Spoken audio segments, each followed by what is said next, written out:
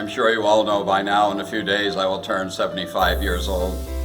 So many people have been asking me, well, how's it feel to be 75? I really don't have an answer for that. You know, some people suggest, well, it's just a number or it's how young you feel. But the reality is 75 is 75. That's 3/4 of a century of living. I was thinking the other day as I was writing the bulletin, that's 75 falls, 75 winters, 75 springs, and 75 summers.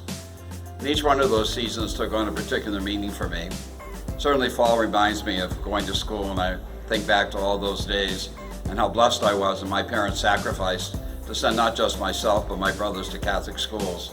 We received an excellent education at the hands of the Sisters of St. Joseph and some very dedicated priests and lay people. I think about the seminary, my opportunity to grow in my understanding of our faith and to one day be ordained.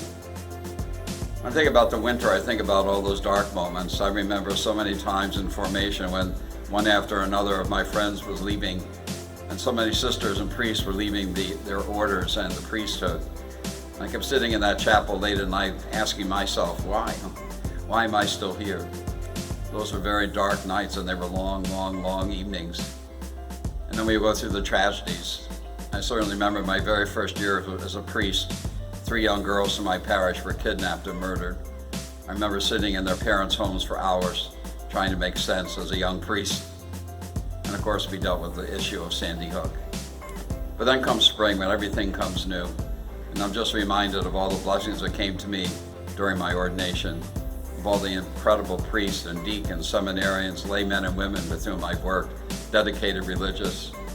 And then it comes the summer, when we turn to the time of rest, and we look back and can reflect.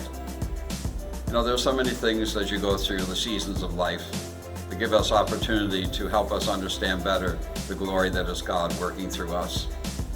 I hope as we continue to grow together in our faith and grow together in our years, that we never take for granted the hundreds of blessings that have been poured into our lives, some of which we don't even notice until years later. But God is there, ever present for us. So no matter what the year is, no matter how old we are, every day is a grace and every day is a blessing.